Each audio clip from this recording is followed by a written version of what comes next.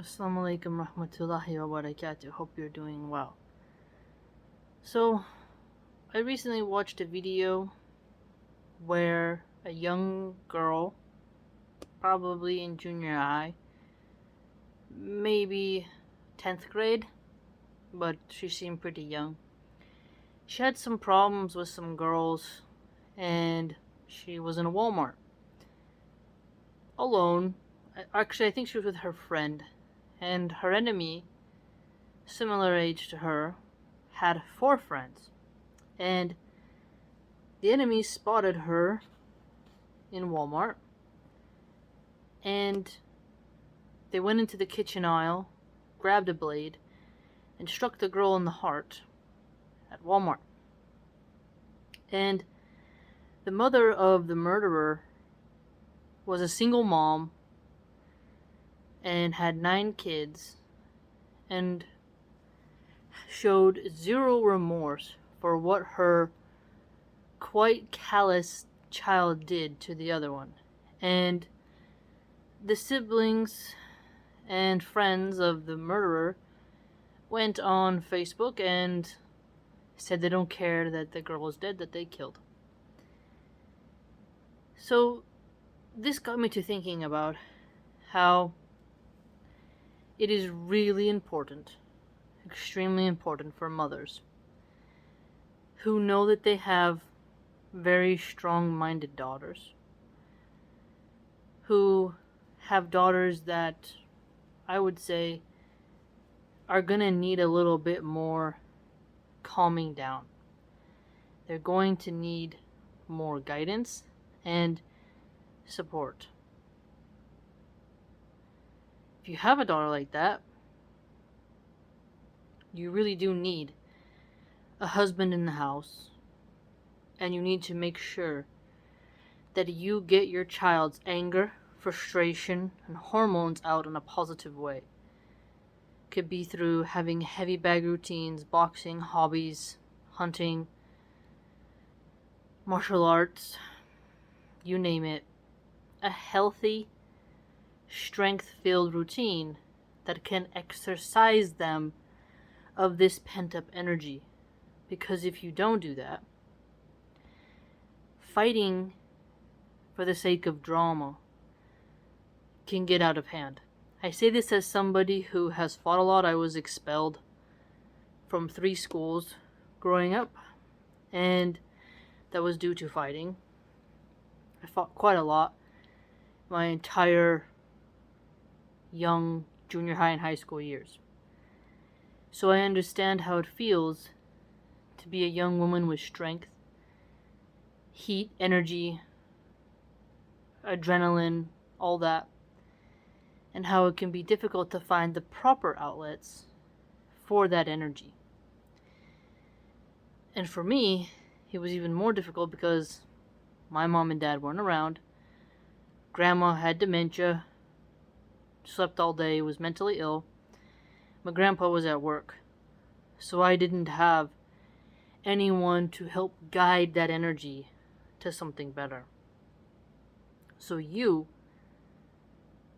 you have a daughter who has filled with strength, and she's tough, and you know she's tough, you have to really guide her energy.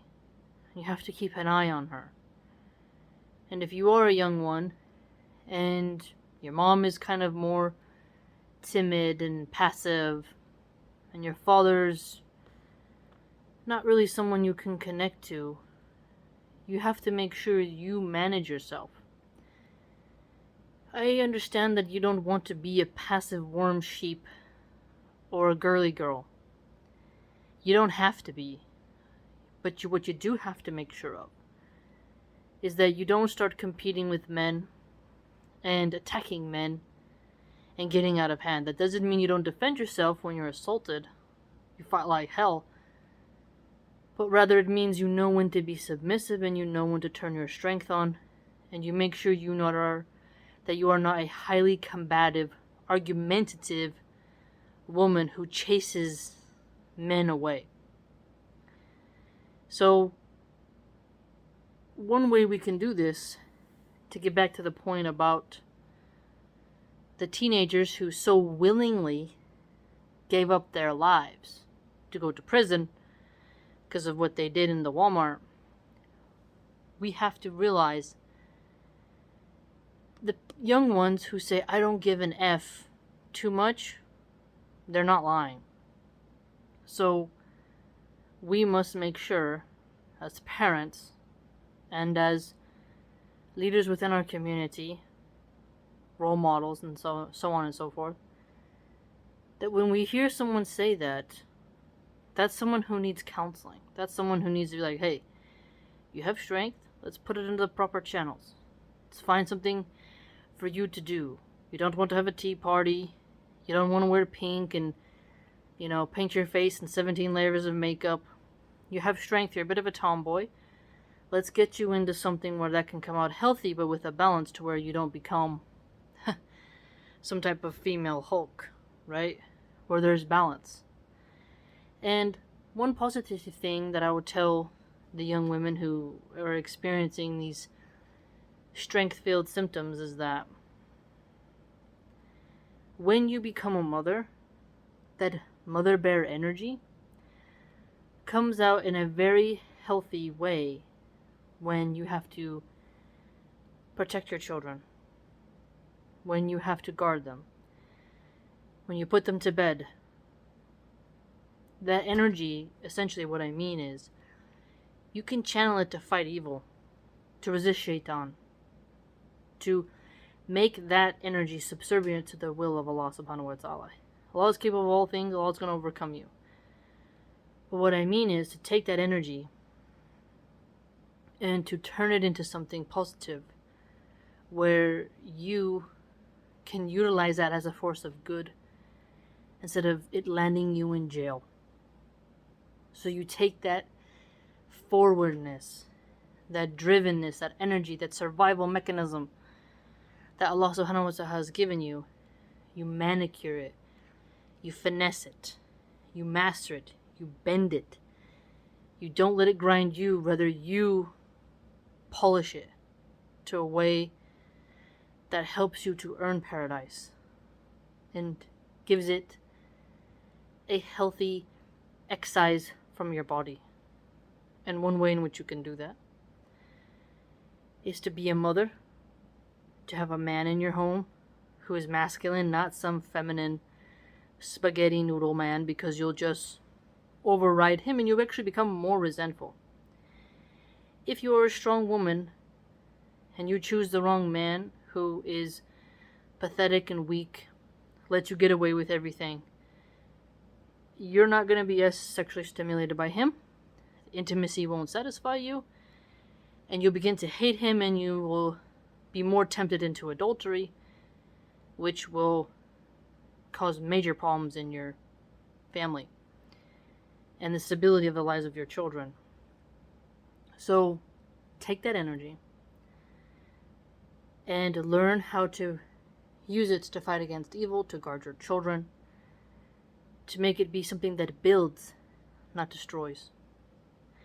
Something that builds a citadel for you and your children, not lands you in prison. And there's so many different ways to do that. But you will have to decide within your particular context how you're to do that, where you're to do that, and the method of doing so.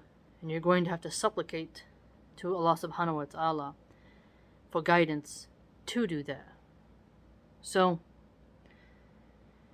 if we are to change the young ones who are filled with anger, who listen to angry music, who are being tempted by thug wannabes, to be wild and out and reckless with their freedom, well, we have to help them to realize there's a better path.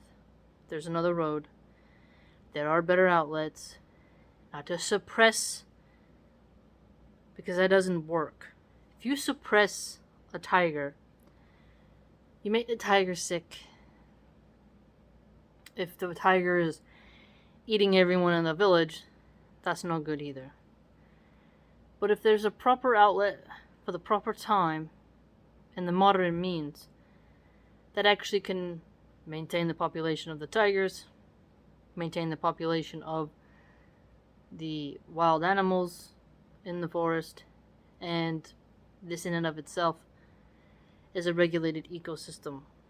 So the energy of these women who find themselves to be highly strong, driven, a bit different, we have to make sure that we have an outlet for them so that they don't join the gangs, so that they don't callously shank somebody in a Walmart, throwing their life away over petty drama, to let them know that their life has inherent value, that they have to serve and earn paradise, and that they must not toss away their life so easily. And that strength doesn't come from shanking somebody for over something trivial in a Walmart. Rather, it comes from building and excelling and creating your own mini tribe and giving praise to Allah subhanahu wa ta'ala for everything and defending yourself when it's something legitimate, not when it's something petty, trivial, and really not all that great. And that respect is earned through conduct and behavior and by the permission of Allah, and not through blatant acts of thuggery at a Walmart. The music today that the youth are facing is conditioning them to throw away their lives incredibly easy. So we have to give them another outlet. Let them know that there's a better way. And one way in which we do that is identifying which girls frequently say, "I don't give an F." Well, you should. And remind them about why they should. Their purpose, why they're here. So, that would be something we could all do when we are able, in the capacity that we can. Because now, with more feminists getting into power, they're creating more angry women, bitter women, sour women, women who don't know how to calm down and cool off. They get loud, they get aggressive. They think they can fight men. They think their beauty gives them a green card to belittle, demean, and shame men. They enjoy executing babies in their wombs. They're treacherous, and they're obsessed with their beauty. So we're creating a very wild persona in these women. I'm not doing it, but our culture in America here is doing it. And, social media censoring better traditional women while amplifying degenerate women is creating a huge imbalance within our culture.